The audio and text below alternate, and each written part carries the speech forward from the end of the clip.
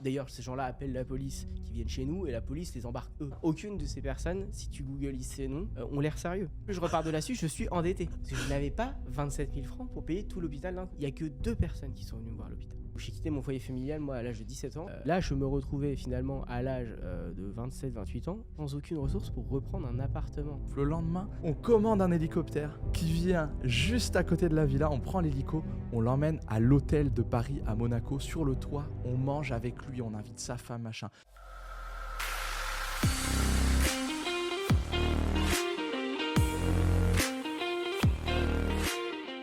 Ok, bonjour à tous les amis, bienvenue dans ce nouvel épisode de Zero to Hero. Et aujourd'hui, je suis pas avec n'importe qui, je suis avec Kev, mon frérot, mon associé.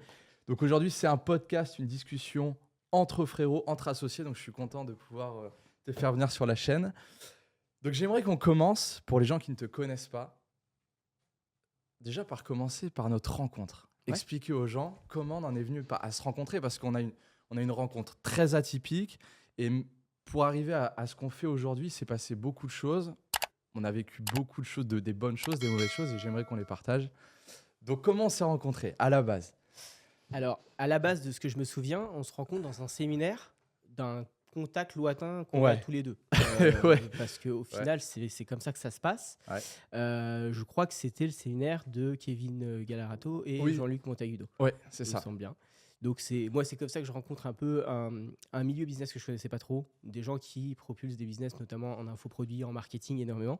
Parce que moi, je suis plutôt issu, comme tu le sais, du monde du digital, du développement web, mobile. Ouais. J'ai une agence de développement, donc c'est un métier qui est différent. Le marketing, on l'aborde pas pareil. Moi, j'ai beaucoup de clients, c'est du B2B, c'est du professionnel, c'est des rencontres LinkedIn. Ouais. Donc, pas du tout la même démarche, mais j'avais envie justement, moi, de changer un petit peu mon approche marketing, etc., de diversifier les opportunités business que je pouvais avoir. Et donc, je me suis inscrit à cet événement pour rencontrer des profils différents. Donc, je suis arrivé dans un univers que je connaissais assez peu, pour être honnête, alors que tout le monde dans cet univers, finalement, avait des affiliations de près ou de loin, parce qu'il y a beaucoup de synergie entre les marketeurs, les gens qui ont des chaînes YouTube, les gens qui font des infoproduits. Il y a toujours un peu de ce que j'aime appeler les crossovers, un peu à l'instar de Marvel, tu vois. Et donc, moi, je te rencontre dans cet événement au départ. Et on s'est un peu parlé, pas beaucoup, finalement, puisqu'on se rencontre, je pense, plus tard en Suisse. Après quelques rencontres business comme ça, on se rencontre en Suisse dans cet après-midi sur un bateau. Justement, donc on se rencontre, vraiment là on commence à sympathiser ensemble, c'est à l'époque de la Suisse, une époque où moi, businessment parlant, ça vivote un petit peu et je suis vraiment dans une quête, je suis vraiment dans un état d'esprit, c'était mon mot de l'époque, c'est la cupidité, tu vois, je suis à la recherche de l'opportunité qui va me faire changer. Et puis on se rend compte dans un cercle en fait qui se construit très rapidement avec des gens qui sur le papier avaient l'air bien s'en sortir, étaient smart. Et puis on se fait une journée bateau, on se rejoint à Cannes sur un yacht pour l'anniversaire de Jean-Luc. Exact. Avec la bande de potes de l'époque. Et puis là voilà, tout démarre, on commence à échanger un petit peu. Oui, c'est-à-dire qu'il y a beaucoup de choses qui se sont fait vite dans cette époque, parce que moi, je n'avais jamais fait de tout ce qui était rencontre business et mastermind.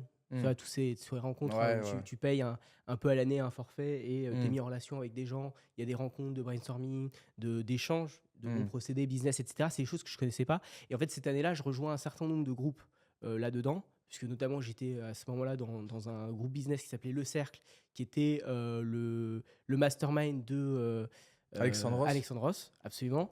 Où je rencontre finalement Maxime, avec qui on fait, qui prépare l'événement dont tu parles avec ce bateau pour l'anniversaire de Jean-Luc, qui finalement rassemble un nombre assez important de personnes d'un milieu assez restreint. Je pense qu'à cette époque-là, tout le monde devient un peu rapidement pote. Les gens avaient chacun leur business, ça avait l'air d'aller plus ou moins bien. Il y avait beaucoup de synergies qui se dessinaient. Beaucoup de gens avaient l'air d'avoir envie de bosser avec les autres. Donc, c'est franchement plutôt une bonne ambiance sur le papier par rapport à tout ça. D'ailleurs, cette journée était vachement sympa. Enfin, faut dire quand même ce qui est. C'était quand même un événement d'une rare qualité, aussi bien dans l'ambiance que le lieu, que ce qu'on y a fait toute la journée, etc. Et donc, c'est vrai que c'était un bel environnement pour rencontrer des gens. Malheureusement, je pense que ce qui est dommage, c'est que c'est aussi un environnement qui n'a pas attiré finalement les plus belles personnes humainement. Mais ça, c'est un autre... J'aimerais vraiment qu'on reparte. Donc, on se connaît dans ce cadre-là. Toi, à cette époque-là, tu es avec ta femme. Absolument. Tu n'as pas encore ta fille. Non. Tu es à Paris, tu as ton agence, tout se passe bien. C'est ça.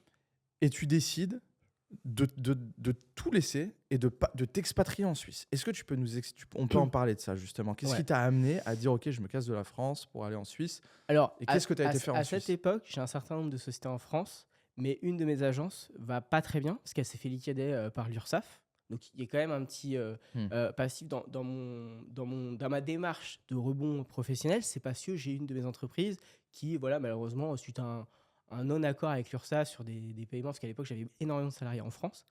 Ça coûtait assez cher et on avait fortuitement signé un beau contrat sur le papier avec Engie qui finalement n'a pas honoré la fin de son contrat et qui, moi, a mis ma société en faillite. Puisque je n'ai pas été en capacité de payer toutes les charges sociales et TVA que je devais sur la société par rapport à ce contrat. Je n'avais fait finalement que payer les salaires. Je n'avais pas payé le reste. Donc, en France, tu ne peux pas repousser l'échéancier très longtemps. On était censé sur le papier trouver un accord et puis finalement ils ont fait un recours collectif, ce qu'on appelle, et puis ils ont liquidé la société auprès du tribunal. Donc moi à ce moment-là je perds quand même une société dans laquelle j'avais 22 collaborateurs. Alors je suis assez content de me dire qu'ils ont tous eu leur paye et qu'ils ont tous pu rebondir professionnellement, etc. parce qu'on a fait les choses bien. Mais donc j'étais quand même dans une transformation, j'étais quand même dans une recherche de me renouveler. Ça faisait plus de 8 ans que j'avais cette première agence, donc il y a quand même une page qui se tournait. Donc, moi, j'étais quand même à la recherche de nouvelles choses. Hein. C'est pour ça aussi quand même que j'arrive dans cet environnement. Donc, je n'irais pas dire que tout était au vert. Il y avait des trucs qui marchaient encore bien. Il me restait des activités. Hein, donc, je n'étais pas non plus à la rue. Mais c'était la plus grosse source de mon revenu. Hein, parce que mon agence représentait 60% de ce que moi, je gagnais à l'année. Donc, c'était quand même conséquent.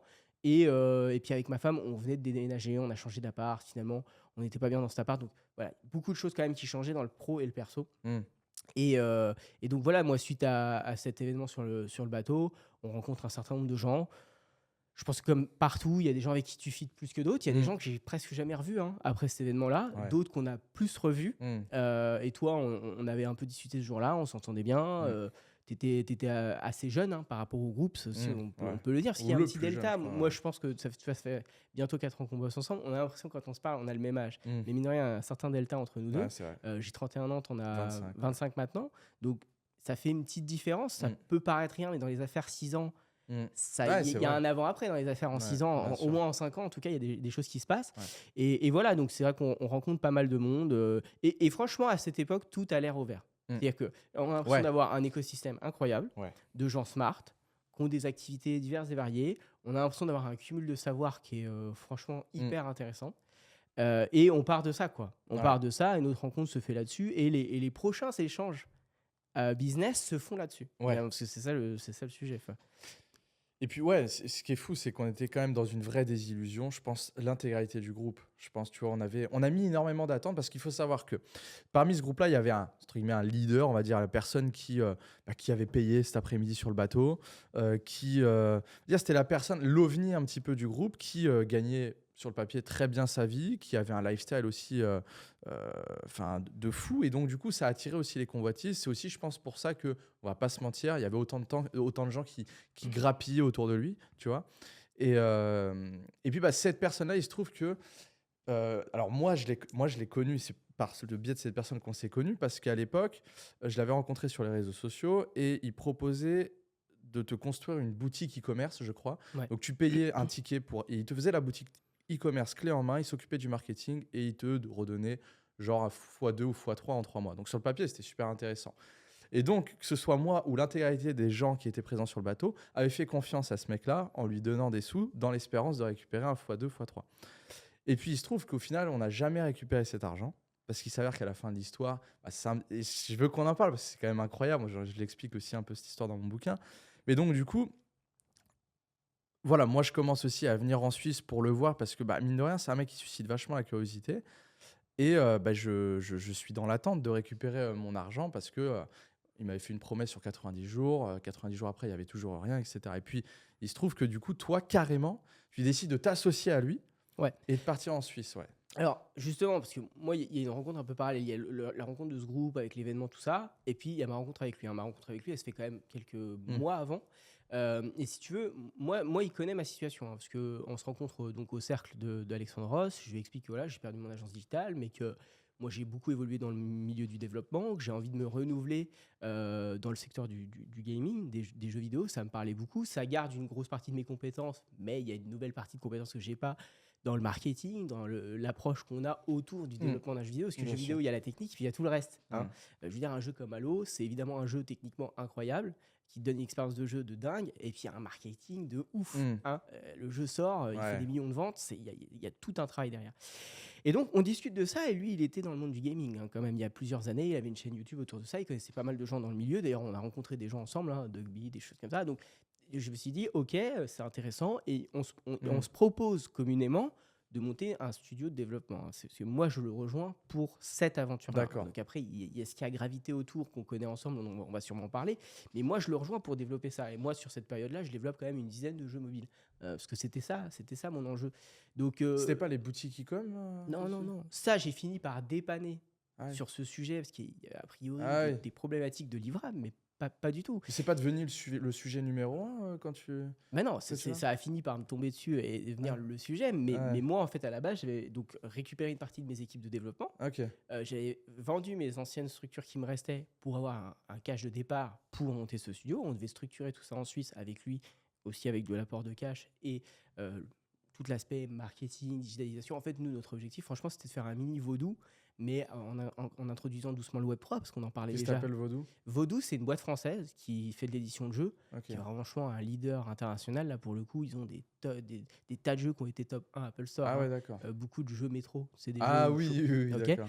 Et donc, on voulait développer, si tu veux, un genre d'écosystème comme ça, où il y avait plein de petits jeux qui seraient plus ou moins reliés entre eux, qui auraient un écosystème qui pourrait s'ouvrir à d'autres développeurs ou d'autres studios externes. Vraiment, le modèle de Vaudou. Ça coûte combien de faire un jeu comme ça, métro Ça dépend. Ça va de 5 à 100 000 balles. Ça dépend du jeu, de sa complexité, de combien tu mets derrière pour le faire vivre, le jeu.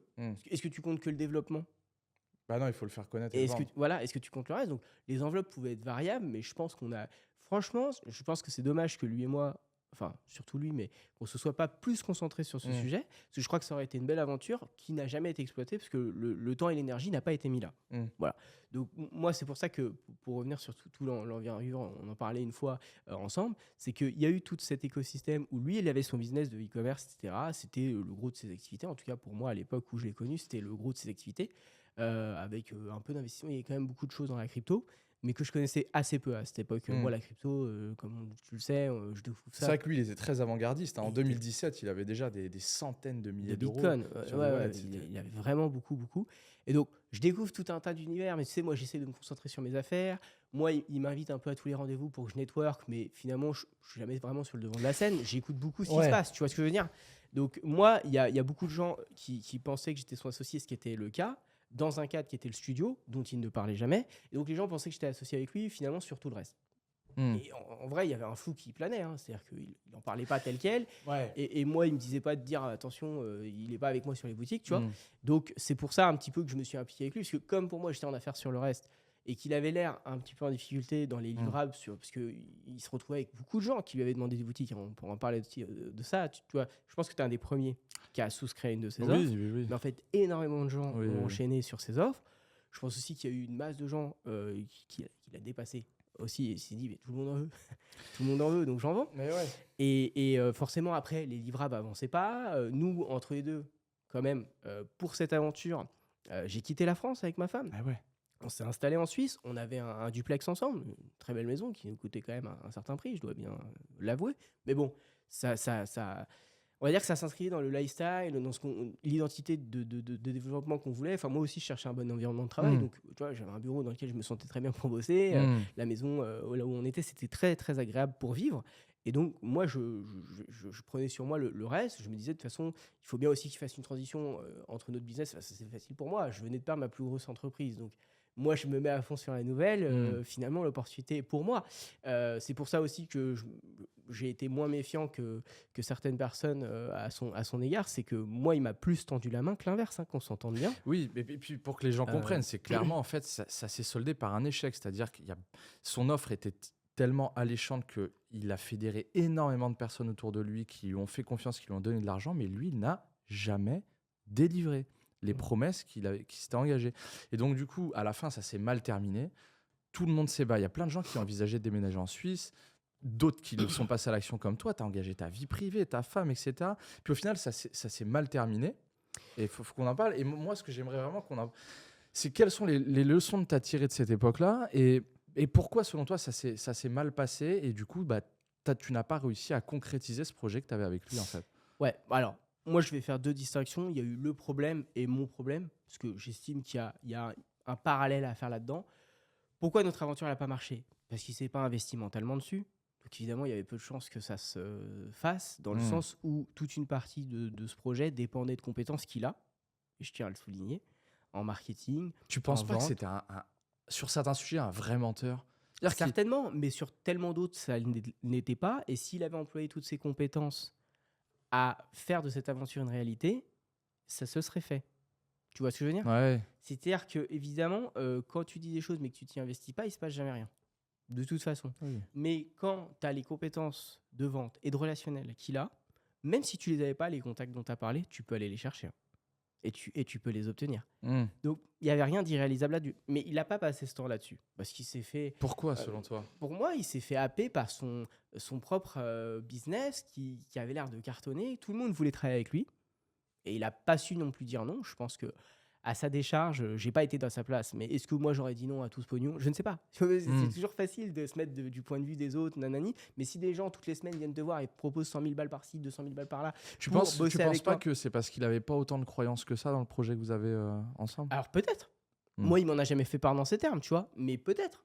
Pourtant, le choix des jeux qu'on a choisis, le choix des partenaires qu'on avait pour le projet, c'est des choses qui sont venues de lui. Donc, s'il y croyait pas et si ça l'intéressait pas, peut-être. Moi, il me l'a jamais dit dans ces termes-là, mais bon, évidemment, comme il s'est pas investi dessus, on pourra jamais savoir.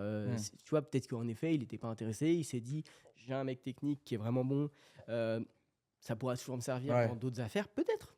Honnêtement, c'est des mine de rien, comme le moment d'euphorie générale et le moment où tout a craqué. La période était à la fois longue et très courte. En tout cas, le moment où tout a craqué, c'est une période très courte. Moi, on parle d'une semaine dans ma vie.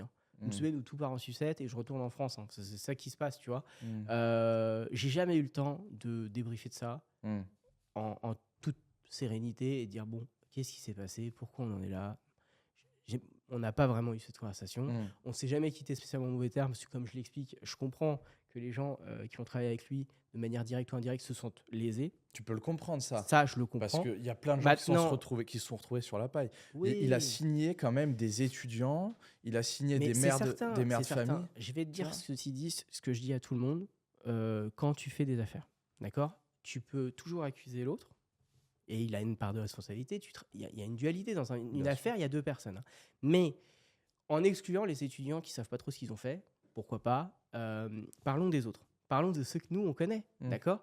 On parle de gens qui, sur le papier, étaient tous multimillionnaires, qui étaient des gens avertis dans le business, qui savaient ce qu'ils faisaient, qui ont fait tout un tas d'affaires avec lui sans jamais contractualiser quoi que ce soit, qui ont fait des paiements offshore pour ne pas être tracés. Bah, ça arrange tout le monde jusqu'au jour où ça se passe mal, mais ça arrange aussi des gens. Donc, on peut toujours discuter du bien fondé de ce qu'il aurait dû délivrer. C'est une certitude. Les promesses n'ont pas été tenues. Maintenant, si on est aussi objectif, les gens ont été stupides, irresponsables, à pas du gain, t'en parlais. Et j'aime ta phrase qui dit que c'était le prix de leur cupidité. Putain, je voulais la placer. Mais c'est vrai. Moi, attends, c'est vrai. À l'époque, quand je lui prends sa boutique, je crois que je lui envoie 10 000 balles. Et je lui envoie en bitcoin. Parce qu'à l'époque, j'avais acheté du bitcoin. Et puis, 3 mois après, il délivre pas. Et puis, il me re-hype sur une nouvelle offre. J'étais tellement abruti que je remets. Cette fois, je remets 20 000. Donc, du coup, et je renvoie sur Kraken, je me rappelle. J'ai encore l'historique de transfert. Et le lendemain, j'appelle mon père. Je dis, papa, j'ai fait une super affaire. On va avoir un retour sur investissement sympa et tout. Il me dit, ok, t'as le contrat? Bah non. Et donc, en fait, avec le recul, j'ai envoyé en crypto. J'ai pas fait de contrat. Je lui ai envoyé ça au bord d'une piscine. Il m'avait invité à Cannes parce qu'il savait faire pour influencer les gens. Non, mais bien sûr. Il était c'est pour ça que je te dis que les compétences, donc moi, je m'en prends qu'à moi-même. Vendeur, manager, marketingment et tout, je pense que c'est à la fois les techniques des plus grands escrocs de cette planète, certainement, mais c'est aussi la technique des plus grands vendeurs de ce monde. Mais tu sais quand tu veux signer un grand client prestigieux, etc., moi j'adore la série Suit. Ouais. Regarde, à chaque fois, l'autre, il l'emmène jouer un tennis, il se fait latter alors qu'il aurait pu lui mettre la misère. Et à la fin, le mec, il a envie de signer avec lui. Il se dit, c'est le gars que je veux. Et en fait, c'est vrai que maintenant, avec le recul, pour l'avoir vécu, parce que quand tu l'as pas vécu, c'est difficile à à comprendre Oui. toutes les mécaniques que ça implique. Mais Parce oui. qu'il y a de l'émotionnel, il y a du réel, il y a du bif qui circule, il y a des lieux, il y a de Ouais. l'autorité commune. Parce que ça aussi, j'avais regardé une série plus tard qui s'appelle Alter Carbone.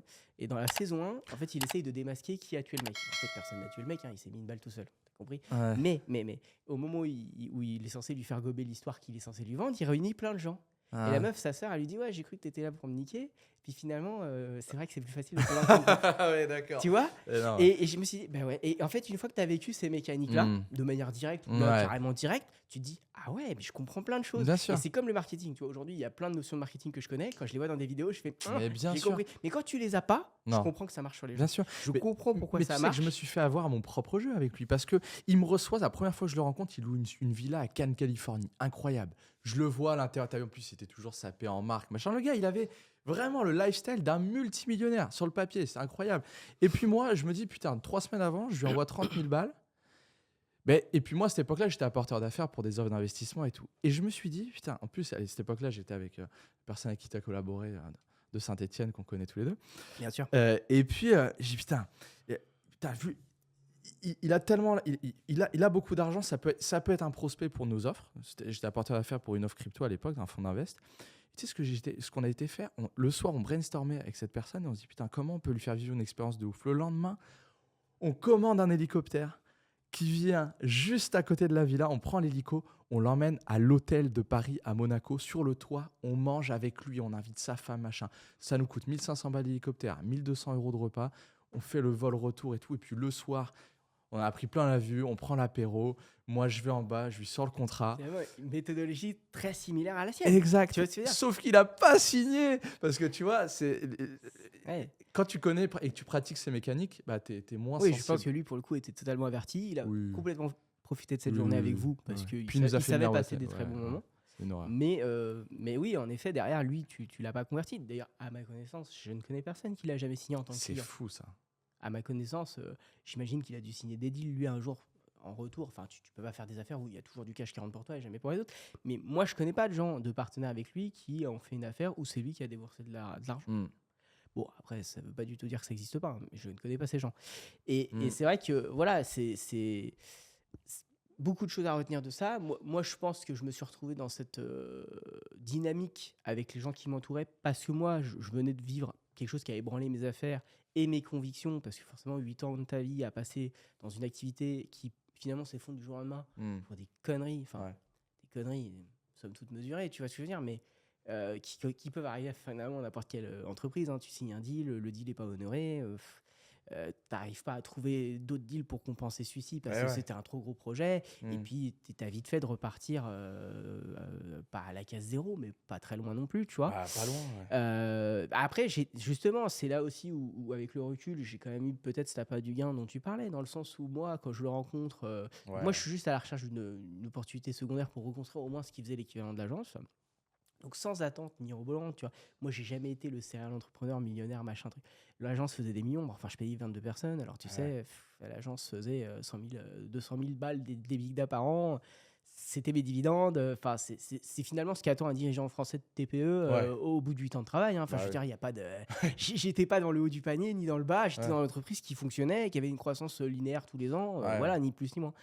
Et c'est vrai que j'ai vu avec lui l'opportunité peut-être de faire quelque chose de plus grand. Je me suis dit peut-être que moi, il me manque une composante et j'ai jamais eu d'associé pour la construire. Donc, c'était peut-être aussi cette opportunité.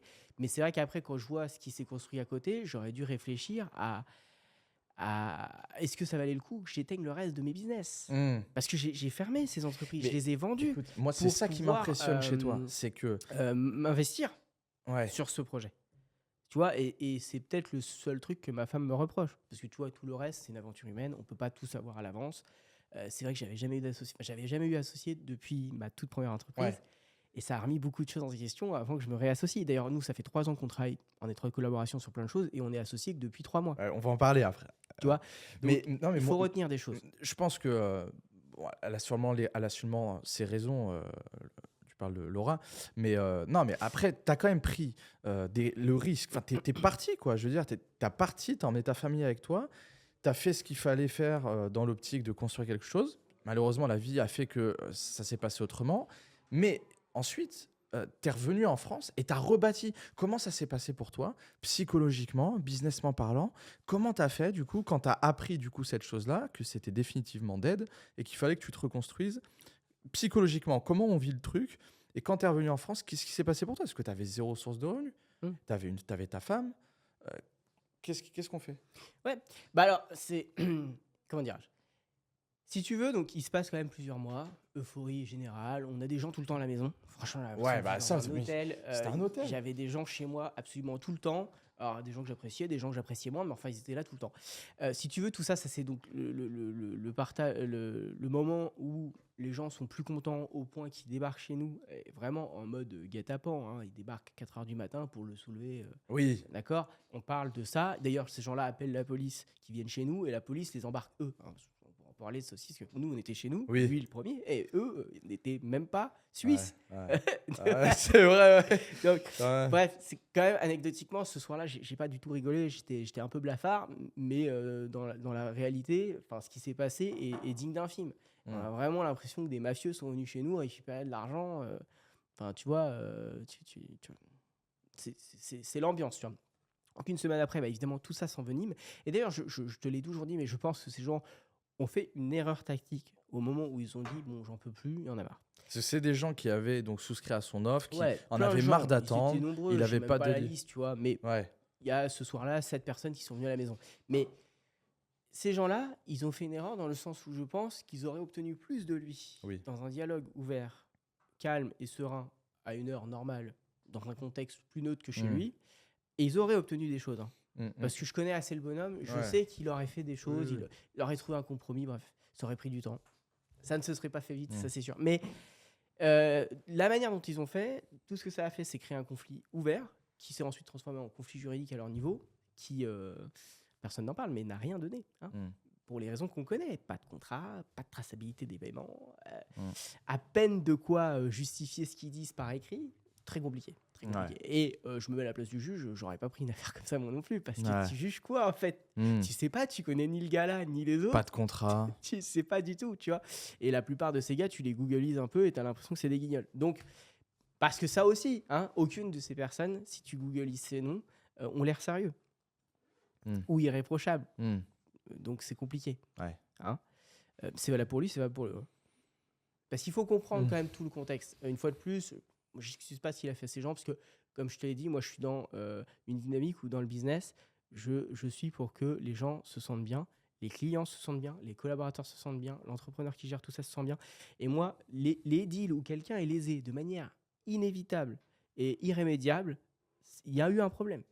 Et c'est injustifiable de toute façon. Tu vois, c'est comme la guerre. Moi, je ne suis pas pour la guerre, mais le premier qui a attaqué, il a perdu. Tu vois, même s'il y avait tout d'un sous... Tu vois, on en parlait de ça. Moi, je n'excuserai jamais la personne qui a fait le mal. Et alors, s'il n'a pas été volontaire, alors tu mets tout en œuvre pour le réparer. Mais si ce n'est pas le cas, ça devient volontaire d'une manière ou d'une autre. Tu vois ce que je veux dire ? Donc, voilà. Après, attention à sa décharge. Il faut voir tout ce qu'ils ont essayé de lui faire. Menaces physiques. Hein. Ils sont partis dans des trucs que je n'aurais jamais fait, qui de toute façon, juridiquement, sont condamnables. Hein. Donc, voilà. Après, chacun a obtenu ce qu'ils ont eu. Ils ont eu leur leçon, lui aussi. C'est clair. C'est affaire à s'étasser. Mais qu'est-ce qui s'est passé pour moi? Parce que c'est ça le sujet. Donc moi, j'apprends ça. Pendant une semaine, ça part en sucette, en cascade. Hein, parce qu'il y avait une espèce de domino, un entraînant d'autres, etc. Et moi, je finis hospitalisé. Une ambulance vient me chercher chez nous. Enfin, d'ailleurs, j'étais pas chez moi à ce moment-là. J'étais chez l'autre personne qui avait déménagé en Suisse. Et je passe 15 jours à l'hôpital. Sachant que les 3 premiers jours, j'étais entre la vie et la mort, quand même. Donc, si tu veux, qu'est-ce qui s'est passé? Il s'est passé des choses graves qui m'ont tellement atteint personnellement que j'en ai fini physiquement malade. Putain. Donc, forcément, une fois sur mon lit d'hôpital, j'ai eu le temps de réfléchir à beaucoup de choses. Sachant qu'à cette même période, j'aurais dû être en vacances à La Réunion avec ma femme, tu vois. J'ai pensé à beaucoup de choses. Je suis plutôt quelqu'un qui se remet d'abord en question. Donc, je me suis dit, Kev, pourquoi t'es là? Enfin, qu'est-ce qui s'est passé, en fait? Donc, forcément, j'ai pris du recul. Et ce qui est assez drôle, c'est qu'hormis ma femme, évidemment, qui est passée me voir avant de partir en réunion, parce que je lui ai dit, écoute, moi, je suis là pour je sais pas combien de temps, c'est pas la peine que tu partes en voyage pour ça, parce que tu n'as pas la main sur ce qui se passe, tu vas t'inquiéter tous les jours de ta life, ça sert à rien. J'avais 4 médecins, on serait cru dans Dr House. T'as les mecs qui rentrent, il y a le médecin en chef, il y a 3 autres médecins qui sont là, qui prennent des notes. Ça a dû te coûter une blinde là-bas. Ouais, ça m'a coûté 27 000 francs. On en parlera, c'est la fin de mon histoire, ça. C'est-à-dire que moi, en plus, je repars de là-dessus, je suis endetté. Parce que je n'avais pas 27 000 francs pour payer tout l'hôpital d'un coup. Ouais. Qu'on se comprenne. Ah oui, putain. Hein, donc, ouais, j'ai réfléchi à beaucoup de choses. Évidemment, pourquoi j'étais là, j'étais conscient quand même que j'avais eu l'impression de trouver un échappatoire pour reconstruire mon business. Finalement, ça s'était pas arrivé où je pensais. J'avais le sentiment d'avoir assez mal jugé certaines personnes dans ce groupe, à commencer par lui, en bien ou mal, parce que ma femme m'avait dit de faire plus attention, je l'avais pas écouté. Je lui ai dit, écoute, tu connais pas les affaires, moi aussi. Ego, parce que en fait, elle connaît les humains. Et j'ai beaucoup d'affection pour ma femme aujourd'hui sur son ressenti humain. Moi, quand je fais un nouveau partenariat, je lui dis viens dîner. Qu'est-ce que tu penses les femmes sont très fortes là-dessus. Qu'est-ce que tu penses de ces gens Comment tu le sens et ça m'aide beaucoup. Parce qu'en fait, je sais pas, elle a un ressenti que je n'arrive pas à avoir qui est souvent décorrélé d'intéressement puisqu'elle ne travaillera pas avec ces gens, donc elle s'en fout. Tout à fait. Et c'est aujourd'hui, si j'ai pas son aval, franchement, il y a sûrement des gens à qui j'ai dit non, ils le savent pas, mais voyez ça avec ma femme. Ouais. Et tu vois ce que ah non, ça c'est une leçon que j'ai appris et depuis j'ai jamais plus remis ça en question pour le coup parce qu'elle m'avait plus mis en garde, pas spécialement contre lui, mais dire attention, regarde, tu t'engages avec tous ces gens, on les connaît pas, tu sais pas ce qu'ils ont fait, ils disent avoir fait ci ça, il y a jamais rien de vérifiable. Mais nous, il y a le biais de l'opportunité, tu sais. T'inquiète. Il y a l'effet de groupe. Je t'assure que l'effet de groupe a été d'une puissance. C'était un milestone. Parce qu'à chaque fois qu'un mec rentrait dans cette affaire, c'était à coût de 200 000 boules. Enfin, donc, en fait, l'argent qui gravitait autour de tout ça à la fin était vraiment colossal. Et donc, j'ai réfléchi à ça.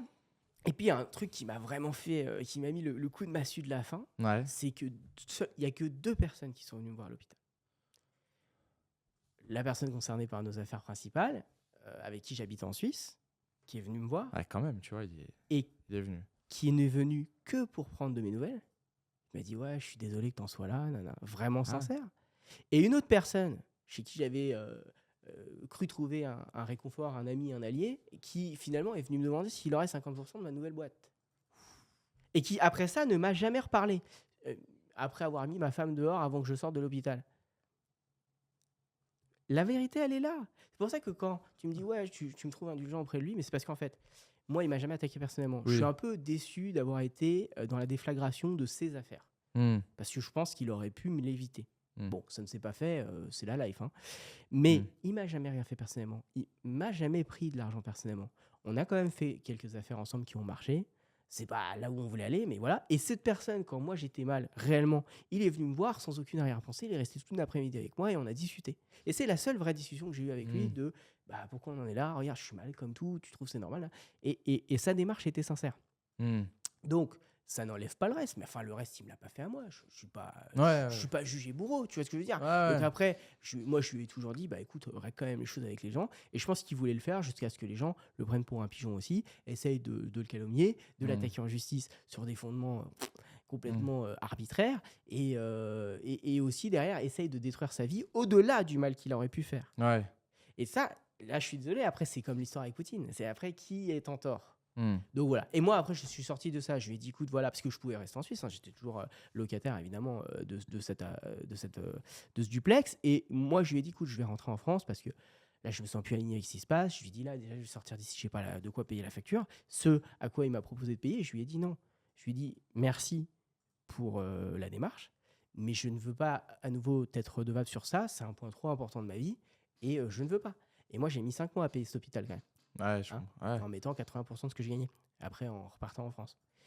Donc voilà, et c'est une des dernières grandes conversations que j'ai eues avec lui, et je te dis voilà, le fait que 2 personnes soient venues me voir, une pour les mauvaises raisons, les pires raisons, une pour la seule raison de venir voir quelqu'un à l'hôpital, tu vois, et que les rôles, c'est-à-dire que les rôles qu'auraient dû jouer ces personnes, j'aurais imaginé que ce serait l'inverse.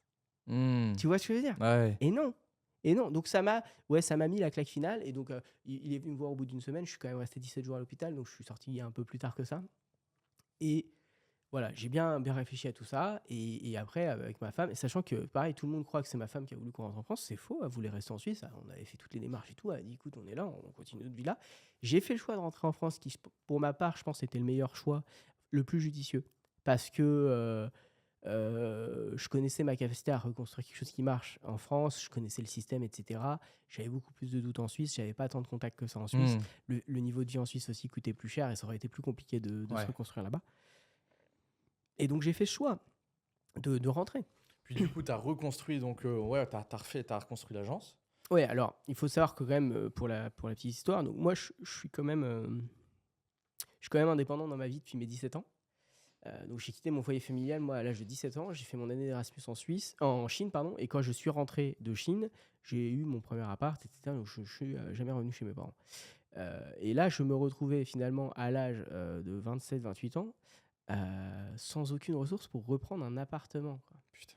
Donc moi, qui m'a accueilli, c'est un de mes associés de mon agence actuelle, qui était mon ancien prof de maths au collège-lycée et mon prof de gratte et ami, qui m'a proposé de m'héberger pendant 6 mois.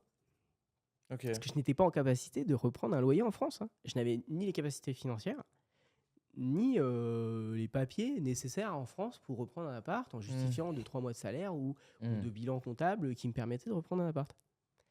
Donc c'est comme ça que ça se passe, l'histoire. C'est comme ça que ça se passe. Nous, on rentre peut-être 1 mois et demi avant le Covid et je me retrouve chez cet ami. Putain. Ok.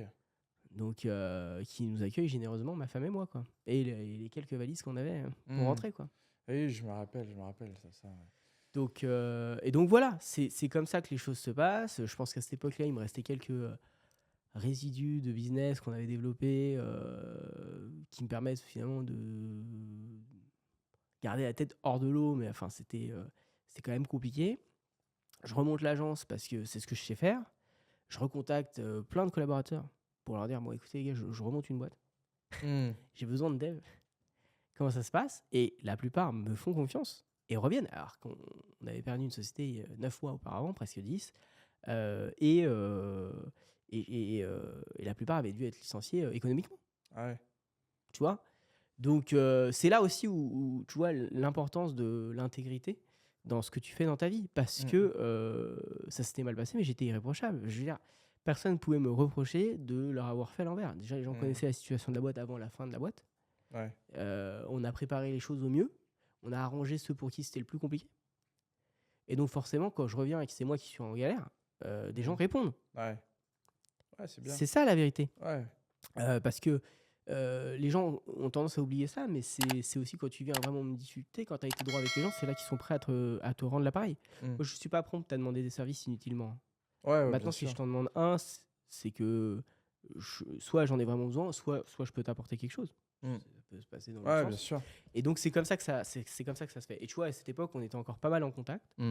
Plus pour des raisons humaines, clairement, parce qu'on n'avait pas vraiment de business en commun. On avait envie de monter un truc, parce qu'on avait quand même construit des choses qui voulaient.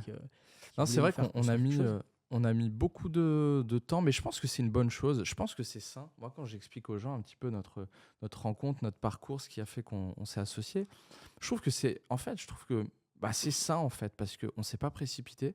On a eu plein d'idées.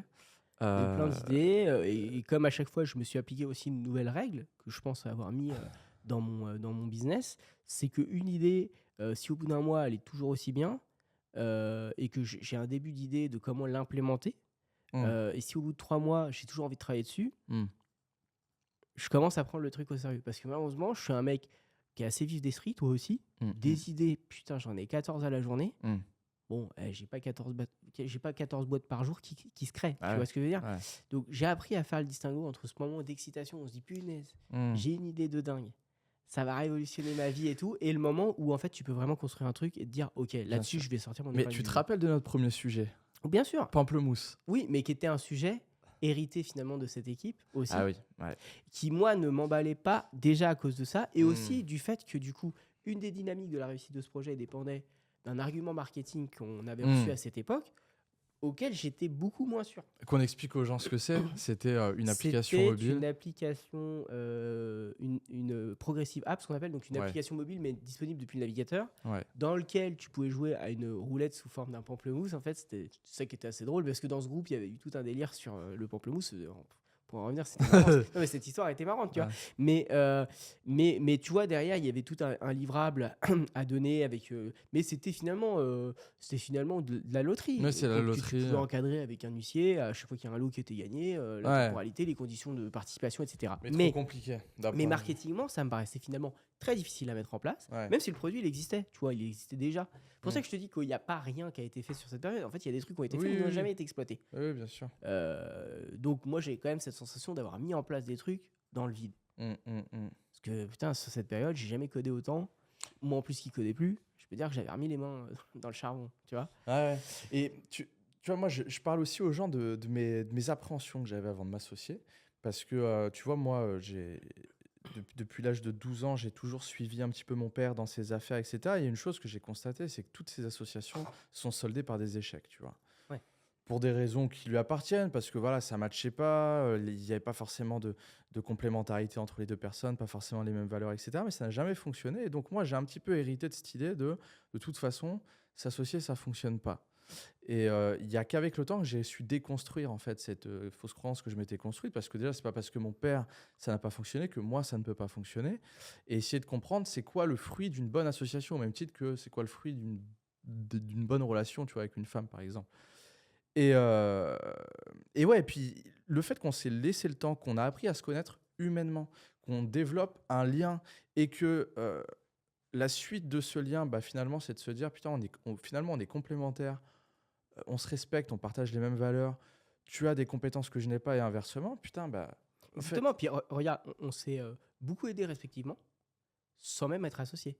Tu m'as souvent demandé tu dis, voilà, regarde, là, je travaille sur ça, je voudrais mettre ça en place, qu'est-ce que tu en penses ? Moi, je cherchais aussi des leviers, tu vois, je dis, regarde, dans l'agence, je cherche à automatiser un peu le développement commercial, parce que moi, ça me rend ouf, etc. Tu m'as dit, bah, peut-être un closer, peut-être un commercial, c'est vrai que c'est tu vois, des pistes que moi, j'avais pas explorées, parce que j'avais pas ça dans mes activités, en fait. Mais sinon, quand tu es le gestionnaire, le commercial, le gestionnaire projet, tu dis putain, t'as 14 casquettes, il y a un moment, il faut en distribuer un peu. Mais, tu vois, moi je me rappelle, fin d'année, tu vois, je suis en période de restructuration avec ma boîte, c'est très compliqué. Là, tu fais partie, je dirais même, tu es vraiment la seule personne quand je me sens dépassé par un sujet où j'ai une grosse décision à prendre qui va avoir un impact significatif sur la suite des choses. Systématiquement, je t'appelle parce que je sais que tu as un prisme de lecture que je n'ai pas et le fait d'échanger avec toi, ça va me réveiller, tu vois, des zones que j'aurais pas forcément vues. Et du coup, ça me permet notamment sur le licenciement de mon dernier manager, tu vois, et bah, ça s'est fait 24 heures après qu'on s'est eu au téléphone. Et le fait que, tu vois, il y a eu cette étincelle, je me suis dit, allez, vas-y, il faut y aller de toute façon. Donc, je pense que c'est important d'avoir une personne que tu sollicites comme moi je fais avec toi, tu vois, ou comme toi tu peux faire aussi dans certains cas, ça aide vachement. C'est exactement ça. Et ça, c'est quelque chose que j'ai appris. Là, vraiment, c'est l'expérience qui parle. Moi, j'ai appris avec le temps que selon les sujets et problématiques que tu as, il ne faut pas toujours t'adresser aux mêmes personnes. Aujourd'hui, j'ai un cercle assez restreint de personnes en qui j'ai une vraie confiance, une vraie autorité, ils ont un vrai savoir-faire. Et selon les problématiques que je rencontre, j'ai envie de leur avis en particulier. Ça ne veut pas dire que je vais prendre l'avis et l'appliquer tel quel, mais ça veut dire que ces personnes-là, si j'en parle avec eux, je vais avoir des éléments de réflexion qui me permettront de prendre une bonne décision. Pourquoi ? On ne peut pas toujours avoir la science infuse. Et puis des fois, on est dans la sauce et c'est le moment où on réfléchit le moins bien. C'est clair. Donc, un avis extérieur d'un mec qui n'est pas concerné, et qui objectivement prend la situation et dit « Regarde, étudie cette piste, étudie ça, réfléchis à ci, ou ne fais pas ça. » Tu vois, moi, il y a des moments de ma vie où j'aurais aimé qu'on me dise « Ne le fais pas. » Ne le fais pas, tu vas regretter, c'est pas le bon choix. Tu vois, trouver un autre chemin. Et souvent, il y a un autre chemin. C'est pas parce qu'on l'a pas vu qu'il est pas là. Et donc ça, c'est quelque chose. J'essaye quand je peux d'être cette personne pour les gens. Et quand je le suis pas, j'ai pas honte de le dire. Il est arrivé que tu me demandes des trucs et où je te dis, écoute, j'ai rien dans ce domaine, j'ai pas travaillé dans ce domaine, je me suis jamais retrouvé dans cette situation. Je peux te donner mon avis. Mais tu peux pas te prendre ça comme un conseil pour prendre une décision si importante pour toi. Et ça, il y a des gens où ils savent pas ce moment où il faut dire je suis pas la bonne personne. Selon toi, qu'est-ce qui fait un bon associé ? Alors, pour moi, il y a plein de critères. On pourrait parler des critères professionnels, mais je pense qu'ils sont pas si importants que ça parce que n'importe quel entrepreneur qui a un cerveau digne de ce nom est capable d'acquérir toutes les compétences qu'il n'a pas. Oui, Donc, c'est vrai. tu vois, les gens qui disent oui, il faut que l'associé soit complémentaire. Bah les couilles. Ouais. Chaque fois que j'ai essayé de trouver un associé complémentaire, je me suis retrouvé à tout faire et il m'a rien complété. Donc, non, je pense que ce qui compte, c'est l'humain. C'est de savoir, est-ce que le jour où tu es dans la merde, tu te sens de pagailler dans la merde avec ce gars-là? Si oui, c'est un bon associé. Après, ce qu'il apporte, ça n'a pas vraiment d'importance. Tu vois ce que je veux dire? La raison, c'est est-ce que le jour où tu es dans un nid de caca, tu peux y aller? Ouais. Avec lui et nager. Exactement. Ouais, c'est clair. Exactement. Et je pense que les gens, ils se posent pas assez cette question parce qu'ils essayent toujours de savoir est-ce que quand ça va bien, on va pousser fort. Mais tout le monde pousse fort quand ça va bien. Ouais. Tout le monde dit, quand ça va bien, il y a le moteur qui pousse, il y a la voile qui pousse. Ça veut rien dire du tout. Et comment, c'est quoi selon toi les critères du coup qu'est-ce qui fait te dire que ce gars-là, tu vois, tu peux le faire rentrer dans ta vie? Bah ça prend plus de temps. Ça fait pas si longtemps que tu rentres dans ma vie perso. Alors que ça fait un moment qu'on a des vraies interactions professionnelles. Là, tu viens à la maison, je suis venu chez toi. Tu vois, ça, je prends plus de temps parce que je me suis rendu compte que mon privé est sacré et que les gens que je laisse rentrer dans mon privé, ça peut être des très bons associés, des très bons partenaires business d'ailleurs, qui ne rentreront pas dans mon privé. Rentrer dans mon privé, c'est être arrivé dans un autre niveau de ma vie. Très sincèrement. Et tu as une vraie place. C'est une place que tu peux avoir qu'une fois. C'est à toi de la garder. Ouais, c'est vrai. Ça, pour le coup, quelqu'un qui sortira de ce cercle-là, je peux avoir un différent sur un business et puis revenir en business avec quelqu'un plus tard. Parce que pour moi, c'est deux sujets distincts. Il y a des timings de vie professionnelle qui font qu'à un moment, tu peux pas bosser avec un mec, puis un jour, tu peux à nouveau, puis un jour, tu peux plus. Ça, c'est OK. Mais quand tu rentres dans mon perso, si t'en sors, c'est terminé. C'est terminé parce que ça veut dire que l'affect, il est pas que sur moi. Donc, à partir de là, on peut pas revenir sur ça. Je ne demanderai pas à ma femme de revenir sur ça. Ni à mon enfant, tu vois. Juste à côté. Ça va? Ah ouais?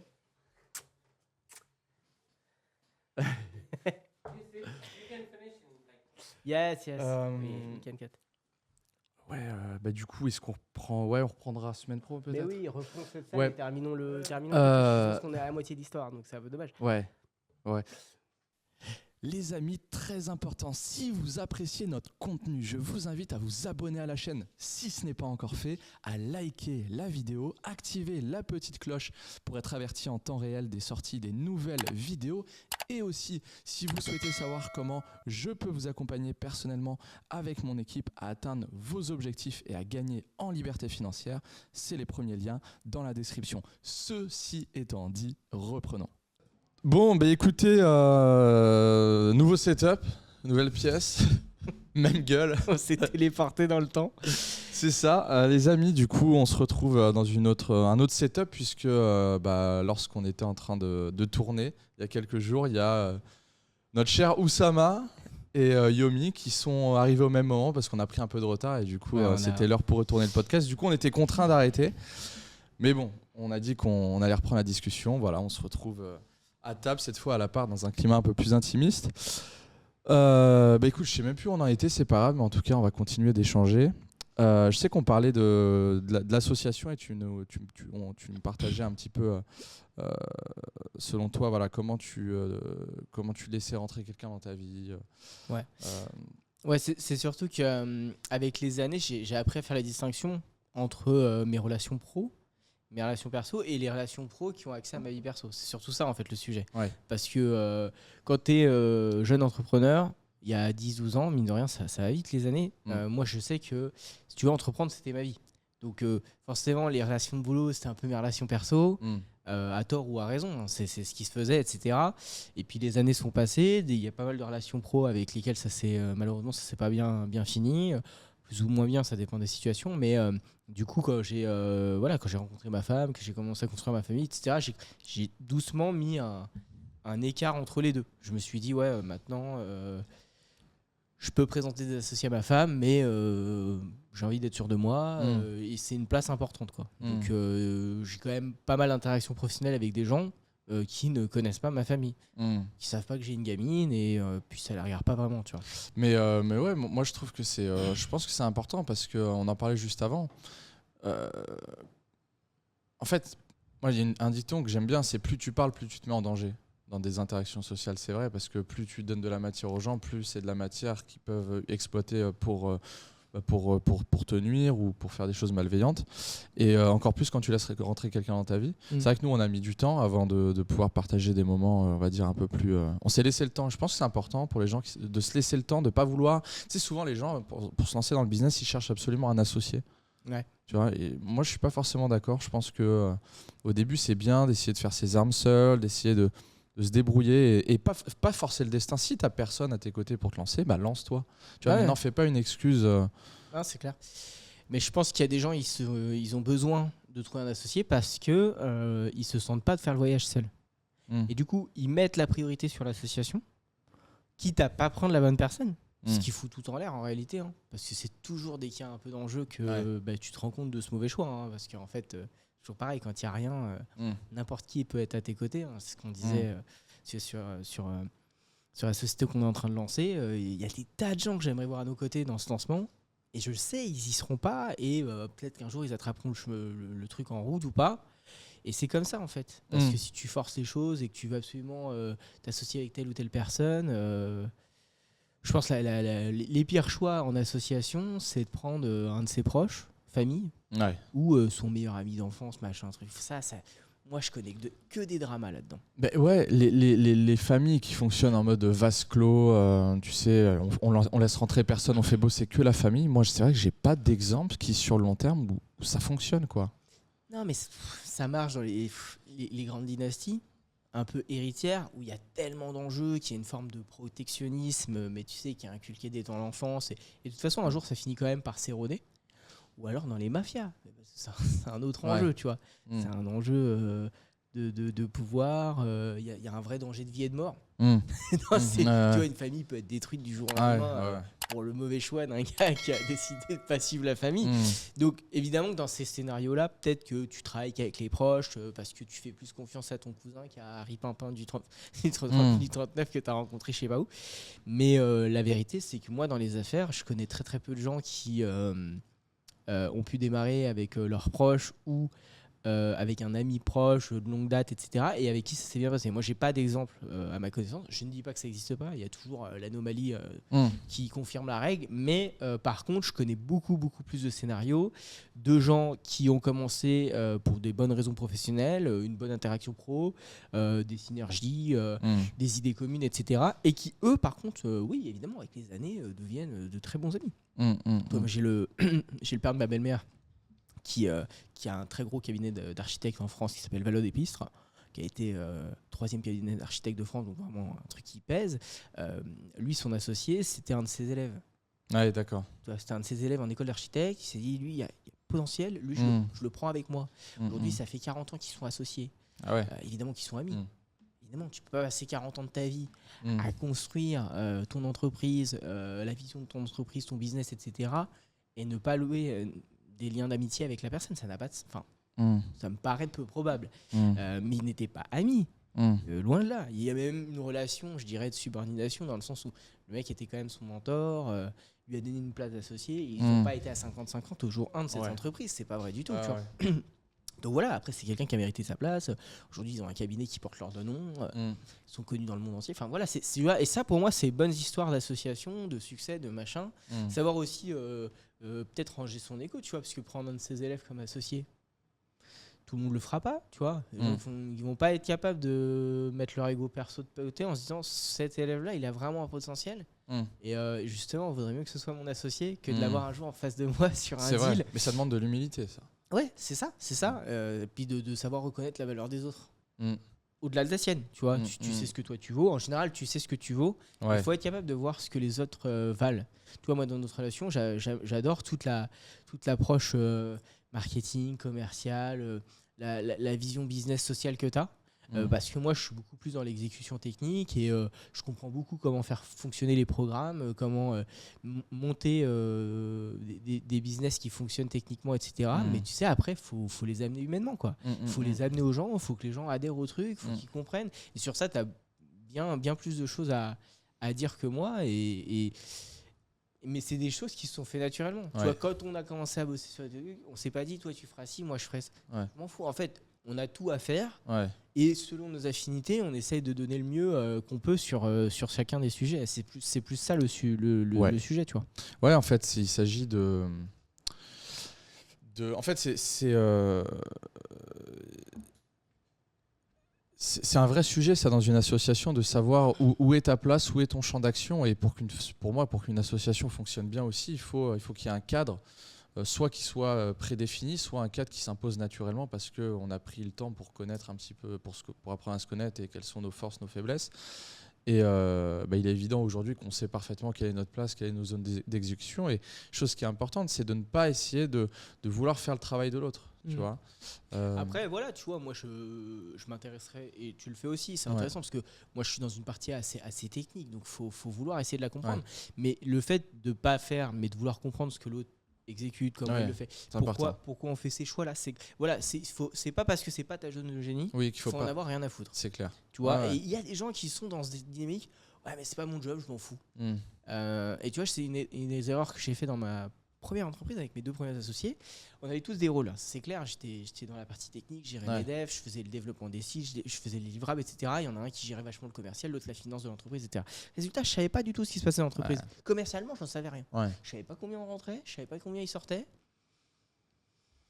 Je savais pas vraiment qui étaient les clients parce que moi j'étais pas en interaction avec eux. Et un jour, tu te rends compte de la dérive totale du truc et tu te dis merde, en fait ça se passe pas du tout bien, mais toi t'en savais rien. Alors qu'en fait c'est aussi ta responsabilité.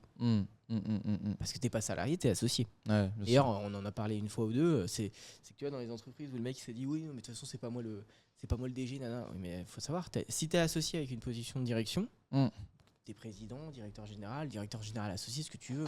Bref, c'est un autre nom dans d'autres pays, mais bref, t'as compris l'idée. Mais t'es autant responsable que les autres. Un jour, vous finissez au tribunal devant le juge, le mec il va pas dire ah bon, t'es pas au courant, ouais, mais t'es sur les papiers, mon pote. Ils s'en foutent, tu vois. Donc, faut prendre sa responsabilité pleinement et faut savoir déléguer les zones de génie à ses associés, faire confiance. Ce que je te disais, dans mon agence de développement, j'ai 2 associés. Ils prennent une décision, je la respecte. Peut-être elle est bonne, peut-être elle est pas bonne. Ça peut arriver que ce soit une mauvaise décision, mais je vais pas revenir sur ça, quoi. Moi, j'aimerais que tu vois, qu'est-ce que tu vois, alors on se fait ce podcast en France, la conjoncture est très compliquée. Tu vois, les gens sortent dans la rue pour faire valoir leur point de vue sur les retraites, sur tout ça. On est clairement dans une ère où, je veux dire, prendre sa liberté sous tous les plans, financiers, etc., n'est plus une option, mais vraiment une obligation pour pouvoir vivre une vie plus que décente.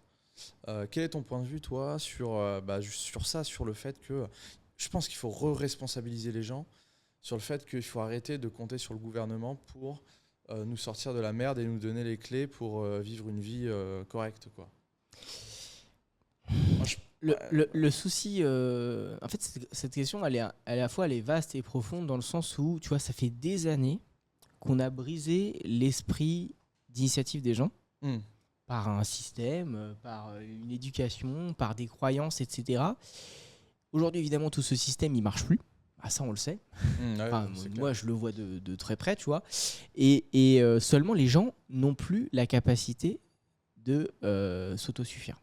N'ont plus la capacité de penser, de prendre une décision, même de mesurer la situation.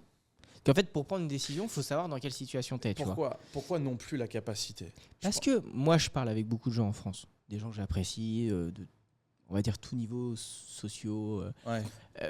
Y a des gens avec qui tu as des conversations et tu comprends qu'ils ne comprennent pas. Tu as beau essayer d'employer des mots simples, de les amener à faire des constats eux-mêmes, ils n'y arrivent pas. Et quand ils y arrivent, ils sont dans le déni. Ils se disent non, mais c'est trop gros, c'est pas possible. Et en 5 minutes, tu touches le point Godwin du complotisme et j'en passe des plus belles, tu vois. Et donc, c'est compliqué parce qu'on a atteint un tel niveau de corruption mentale où les gens... j'aime cette phrase de Morpheus dans Matrix, mais ça n'a jamais été aussi vrai. C'est qu'il y a des gens, ils ont besoin de la matrice. Ils peuvent pas vivre en dehors de la matrice. Et le simple fait que tu leur dises que la matrice n'existe pas est insoutenable, inconcevable. C'est rassurant. Ce qui est rassurant, c'est qu'ils ont connu que ça, qu'ils voient pas ce qu'ils pourraient connaître d'autres, et que tu leur dis que le système dans lequel il est complètement faux, ils peuvent pas. Tu vois, y a des gens, ils peuvent pas. Tu vois, donc et ça c'est compliqué parce que c'est arrivé à un niveau de généralité tel que c'est devenu dangereux. Tu vois, disons que les gens qui ont mis tout ça en place, ils sont au summum de ce qu'ils espéraient. Mais pour l'individu qui gère sa vie, sa famille, son quotidien, tu vois, voilà, le mec il est dans un tel niveau de survie. Tu vois, moi je sais pas, t'as fait des arts martiaux toi? Non. Moi, tu vois, j'ai fait pas mal d'arts martiaux. Il y a tout l'entraînement. Et puis, un jour, j'ai commencé à faire des arts martiaux un petit peu plus défensifs, mais dans la rue, tu vois. Pas de règles, tu vois. Parce que moi, j'ai fait beaucoup de judo, de kung-fu. Et puis, un jour, j'ai fait du penchak, des choses comme ça. Et tu vois, le penchak, c'est pour se défendre dans la rue. Tu vois. Et là, tu arrives au penchak, il te dit non, attends, tout ce que tu connais, c'est des foutaises, mon gars. Quand tu vas arriver dans la rue et que tu vas te faire savate par 3 gros renois avec un couteau, ton cerveau, il se souvient plus de rien. Tu vois, et en fait les gens ils sont dans cette situation ils sont dans cette situation de stress permanent et leur esprit n'est pas entraîné à cette situation et donc ils sont dans l'incapacité de réagir. Quelqu'un qui se fait agresser dans la rue, qui se retrouve dans une situation de stress et d'agression et qui sait se défendre parce qu'il a subi un entraînement et que ses réflexes d'entraînement arrivent à s'appliquer malgré la situation. C'est ça la vérité. Et donc comme les gens n'ont pas reçu cet entraînement et parfois sont plus en capacité de le recevoir parce que une décennie de vie, une vie entière à vivre dans un certain système et n'ont plus la flexibilité mentale de changer tu vois. Moi j'estime que les gens qui ont passé 45 ans, c'est très dur. Ça demande une volonté extrême ou alors un trauma de vie de fou pour se dire faut que je change de vie, il faut que j'arrête ça. Je trouve surtout plus tu laisses passer l'âge, plus les paradigmes s'installent, s'ancrent, plus tu crées des schémas mentaux. C'est Inception. Plus l'idée est là depuis longtemps, plus elle est cimentée, c'est fini, tu vois, tu peux plus revenir là-dessus. Donc évidemment, plus les gens sont jeunes et plus il faut qu'ils se bougent, plus il faut qu'ils restent alertes, qu'ils voient ce qui est mis en place, qui se forcent à réfléchir, à être critiques. Moi, j'ai un ami qui dit, il fait pas mal de petites vidéos un petit peu pour que les gens s'éveillent mentalement, et il dit ce qui m'intéresse, c'est pas de vous convaincre, c'est de vous donner de la matière à réfléchir. Oui. On s'en fout d'être convaincu, mais réfléchis à la question. Combien de gens prennent des infos sans jamais 2 secondes analyser ce qui a été dit, se dire ok, c'est censé, ça me parle. Non, ils prennent l'info et en fait, ils en sont dans un état où c'est le dernier qui a parlé qui a raison. Alors, regarde ce qu'on a vu, l'interview de la BBC avec Elon Musk où le gars dit oui, mais il y a une augmentation de propos haineux. Citez-moi un exemple. Non, la plupart des gens passent leur temps à recracher ce qu'ils ont entendu. Exactement. Sans passer leur propre filtre. Et c'est d'autant plus intéressant que je pense que Elon, c'est vraiment quelqu'un qui a un cerveau bien fait. Pour le coup, on va pas lui enlever ça. On le comprend ou on le comprend pas, ça c'est un autre sujet. Mais du coup, quand tu le mets face à des checkpoints de facts mythos, là, faut lui démontrer, tu vois. Parce que le mec, il réfléchit un peu et il dit, c'est vrai que le gars met le doigt sur un truc, la haine, machin. Bon, déjà la haine, on en a parlé plus tôt dans la journée. La haine, le bien, le mal, tout ça c'est une question de point de vue. Moi, c'est vrai qu'on voit des choses qui arrivent dans le monde qui sont terribles. Et toi, de ton point de vue de citoyen, tu te dis mais c'est horrible, qui a pensé ça? Mais il y a d'autres gens pour qui ça leur fait ni chaud ni froid. Tu comprends? Je veux dire, on est dans cette civilisation où il y a des gens qui sont stratosphériquement déconnectés des autres. Et donc, ce qui te paraît mal pour toi n'est même pas dans leur champ de problème, dans leur cas eux. Et voilà. Et donc, évidemment que quand tu tombes sur un mec qui a un cerveau et ça me fait peine à dire parce que j'estime que les journalistes sont censés être des gens de l'école de la réflexion, de l'analyse, de chercher de l'information, de traiter de l'information, d'essayer de donner des vérités, une lecture de la vérité. Et souvent, ils sont dans le déni. Ils sont orientés. Ils sont dans la connerie sans limite. Et donc, forcément, quand ils se heurtent à un mec qui a un cerveau, en général, ça fait très mal. Et tu vois bien, le mec dit passons à un autre sujet, on n'a pas beaucoup de temps. Ah ouais, mon gars, évidemment, parce que tu attaques un sujet dans lequel tu lui dis que c'est une merde depuis qu'il a pris le réseau, c'est de la haine, c'est machin, c'est truc. Il te demande un exemple, t'en as pas. Oui. Et tu peux prendre tous les médias quand ils prennent des mecs à partie et que le mec se démonte pas, il sait de quoi il parle. Et là, en général, les mecs passent à la suite. Ouais, c'est clair. C'est fascinant. Et quand c'est pas le cas, le journaliste en général dit une tripotée de conneries qui les fameux fact-checkers maintenant arrivent, font une vidéo YouTube, il n'y a pas un argument qui tient debout, tu te dis putain c'est fascinant quoi. Parce que tu sais en général quand tu dis des conneries au milieu de tout ça il y a un truc vrai et là c'est même plus le cas, tu vois. Il n'y a jamais rien de vrai et c'est le quotidien de tellement de gens. Tu vois, tu regardes les chiffres de BFM, TF1 et tout, tu dis il y a des gens qui regardent religieusement tous les jours, à toute heure, quoi. Donc faut pas s'étonner de la situation globale derrière de ce qui se passe, quoi. Top. C'est ça la vérité. Écoute, non, je pense qu'on a fait un beau podcast. Je pense que dans le prochain, on va parler de Web3, d'IA, Ouais, un petit peu de différents projets sur lesquels on travaille et surtout je pense de quelle est la place du Web3 et de l'IA dans la société, puisqu'on voit je veux dire, ça évolue à une vitesse phénoménale, et je pense que ça serait intéressant de partager un petit peu nos points de vue sur comment prendre la vague, comment bâtir de l'utilité peut-être dans ces deux sphères-là pour... je pense que les fortunes de demain, de toute façon, seront les personnes qui bâtiront de l'utilité et de l'usage sur ces deux sphères. Ce qui est intéressant, c'est que moi, j'ai constaté un phénomène, c'est que j'ai l'impression que tous les gens qui étaient dans le Web3 sont en train de se barrer dans l'IA. Ce qui, je pense, est une erreur. Non, un choix que je partage pas, parce que je crois que l'IA peut sublimer le Web3. L'IA peut améliorer ce qui a déconné un peu dans le Web3 du début. Et inversement, l'IA amène tout un tas d'autres possibilités. C'est vrai qu'il y a des gens qui ont le switch de l'hype, quoi. C'est le Web3 en 2022, c'est l'AI en 2023, et que sais-je qui va sortir en 2024. Et puis les gens seront... Donc il y a des gens qui sont des surfeurs de tendance. Mais comme d'habitude, c'est pas ces gens-là qui construisent durablement l'avenir de ces technologies, finalement, parce que les mecs qui sont dans l'IA opportunistes sont pas les gens qui vont créer des structures incroyables dans cette économie. Non, je pense aussi. Mais c'est intéressant comme épiphénomène, parce que tu vois, je vois des gars qui étaient les stars là, du Web3, ça y est, c'est des stars de l'IA. Ils savent faire des prompts, ils savent faire des machins, ils sortent des services. Pourquoi pas, il y a des gens qui leur business, c'est de surfer sur la vague. Il y avait les NFT, ils ont fait des thunes avec. Il y avait les cryptos, il y avait les ICO, ils ont fait des thunes avec. Moi, je suis très mauvais pour ça. Pour repérer les tendances et surfer sur la tendance, j'ai beaucoup de mal à ça. Tu vois. Moi, c'est pas mon mood. Moi, je préfère, même si ça me prend plus de temps, même si je réussis moins bien, parce que je suis pas tout à fait dans le creux de la vague, je préfère, quand le sujet m'intéresse assez, construire un truc qui peut durablement se bâtir. Et de toute façon, ça prend du temps. Donc du coup, tu vois, je suis jamais pressé quand je vois les mecs. Ouais, mais t'as vu, lui, il a déjà sorti ici, ça. Ouais, qu'est-ce que tu veux que... Qu'est-ce que tu veux que je te dise ? En général, quand moi, je serai au bon moment dans mon business là-dedans, ce gars-là, il sera plus là. Donc est-ce que vraiment je dois me comparer à cette personne ? Non, a priori, le temps me le dira, tu vois, parce que je suis pas non plus à l'apogée de mes activités professionnelles. J'ai beaucoup appris ces 2 dernières années, plus que ces 10 dernières années. C'est marrant, parce qu'il y a un effet exponentiel dans les expériences pro quand tu es constant, tu vois. C'est que plus les années passent et plus tu multiplies tes chances, tes opportunités, ta crédibilité, et des tas de trucs se débloquent des fois d'une année à l'autre. Tu te dis, mais qu'est-ce que j'ai fait de plus ? En fait, rien. Mais c'est parce que tu as été constant, parce que tu n'as pas lâché entre les deux. Et justement, tu n'as pas pivoté tous les 4 matins. Parce qu'à un moment, un mec, il te connaît pour du web. Et il vient te voir le lendemain et dit, ah bah non, tu fais de l'IA maintenant. Le mec, il peut pas suivre. Donc, il n'y a aucune chance qu'à un moment, ce soit la bonne opportunité pour toi et qu'il vienne t'en parler parce qu'il se souvient que tu étais dans ça. Tu vois, c'est pour ça que l'agence, je l'ai toujours, que ça peut faire business un peu mieteux, comme tu dis. Business à cash flow. Parce que l'agence, c'est pas sexy. Une agence de développement, c'est pas sexy. Mais ouais, mais ça fait 10 ans que je fais ça. Alors, pour le coup, tu connais, les gens savent que je fais ça.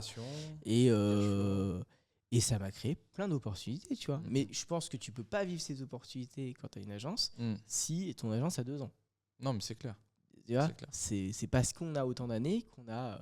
Tu vois, j'ai eu la chance de collaborer sur le Play to Earn que tu connais. C'est une putain d'aventure. Moi, je kiffe. On n'aurait pas l'expérience qu'on a là. On n'aurait jamais été partenaire de ce projet. C'est sûr que non. Sûr que non. D'ailleurs, c'est grâce à nos expériences communes qu'on en est là aussi aujourd'hui, qu'on peut parler de ces sujets-là. Écoute, frérot. Super, je te laisse l'outro. Le mot de la fin. Écoutez, c'était un plaisir. Je pense qu'on va se revoir sur ce podcast. J'espère. Il y aura d'autres opportunités, d'autres sujets. Et puis, j'ai envie de vous dire quand même, rendez-vous sur Twitch. Parce qu'on on a un truc qui arrive sur Twitch. J'espère qu'on vous verra nombreux. Pour à la fois discuter de sujets comme ça, mais être plus proche de vous. C'est vraiment un avantage, je pense, du live. Donc on espère vous compter nombreux. C'est ça, on vous partagera ça dans le prochain podcast. Merci les amis pour votre présence. Et on n'oublie pas de s'abonner, de liker et de commenter si vous avez apprécié cette vidéo. À très vite les amis. Ciao.